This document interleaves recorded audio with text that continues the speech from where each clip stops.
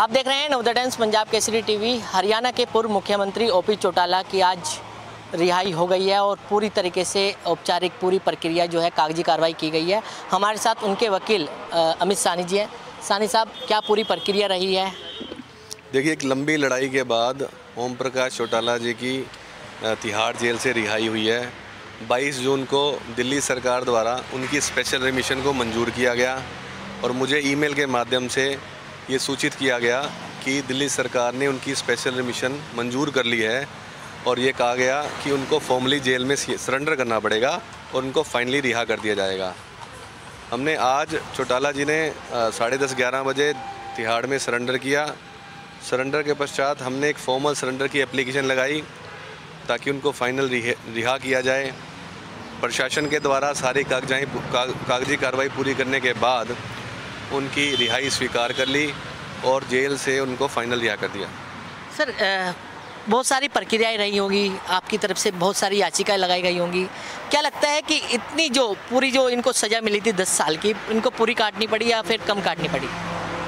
देखिए, इनकी रिहाई जुलाई 2018 से ही बनती थी और कहीं ना कहीं दिल्ली सरकारों ने राजनीति से प्रेरित होकर के और अन्य कारणों से इनकी रिहाई का विरोध किया सभी डेट्स पे।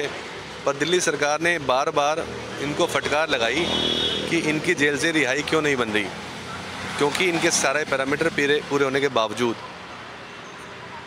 सुप्रीम कोर्ट ने भी दिशा निर्देश जारी किए कोविड के चलते जेलों को डीकंजेस्ट किया जाए, और क्योंकि कैदियों की संख्या जेलों में ज़्यादा है और क्षमता जेलों की कम है, तो इसके चलते सुप्रीम कोर्ट के दिशा निर्देशों के बाद सरकारों ने अपने अपने नियम बनाए और दिल्ली सरकार ने भी नियम बनाया कि ऐसे कैदी जिनकी 9.5 साल सज़ा हो चुकी है और उनकी सज़ा 10 साल दी गई है, तो ऐसे कैदियों को रिहा कर दिया जाए, जिसके तहत ओम प्रकाश चौटाला जी की रिहाई को स्वीकार कर लिया गया। 2018 की आपने बात करी, 2018 में ऐसा क्या हुआ था कि जो उनकी रिहाई है वो हो सकती थी?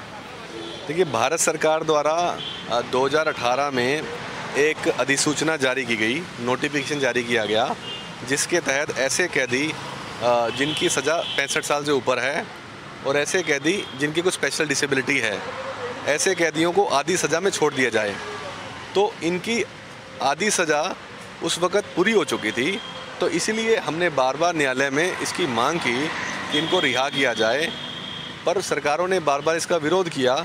पर इवेंचुअली आज उनकी जेल से रिहाई हो चुकी है। अमित सानी जी, आपकी बहुत अहम भूमिका रही है, क्योंकि लगातार 10 साल से आप उनके साथ हैं, उनका केस जो है लगातार लड़ रहे थे, याचिका आपकी तरफ से लगाई गई थी। आखिर केस में सबसे मेन वजह क्या थी कि जिससे इनको जेल हुई? देखिए, केस तो बहुत लंबा था। इस चर्चा में, छोटी सी चर्चा में उसका विश्लेषण करना आसान नहीं है, पर निश्चित तौर पे इनको कानून द्वारा सज़ा दी गई। सज़ा हाई कोर्ट, सुप्रीम कोर्ट ने भी अफर्म करी गई। मैं आपको ये बताना चाहूँगा कि इस मामले में पैसे का 1 रुपये का भी लेन देन नहीं था। ना तो सीबीआई ने ऐसा कोई एलिज किया, ना ही एफआईआर में था, ना ही चार्जशीट में था, ना ही ऐसा कोई एविडेंस था, और कोर्ट ने भी इस बात को स्वीकार किया।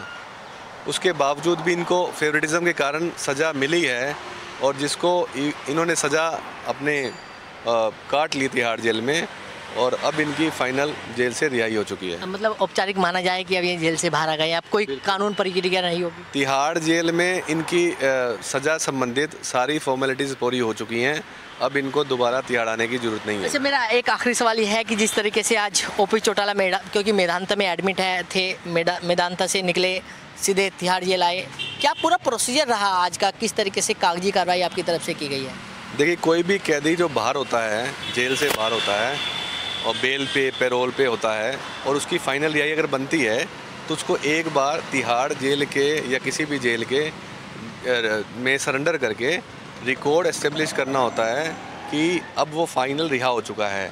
अब जेल के रिकॉर्ड में इनकी सज़ा पूरी हो चुकी है। अब जेल से इनको कोई पत्राचार करने की जेल को भी और इनको कोई आवश्यकता नहीं है। तो जेल रिकॉर्ड में ये एक स्वतंत्र कैदी को रिहा कर दिया गया तुरंत, और अब इनकी जेल में कोई रिक्वायरमेंट नहीं है। बिल्कुल, तो पूरी तरीके से अब औपचारिक तरीके से ओपी चौटाला जी अब जेल से बाहर आ गए हैं। दिल्ली से कमल कुमार कंसल, नवोदय टाइम्स पंजाब केसरी टीवी।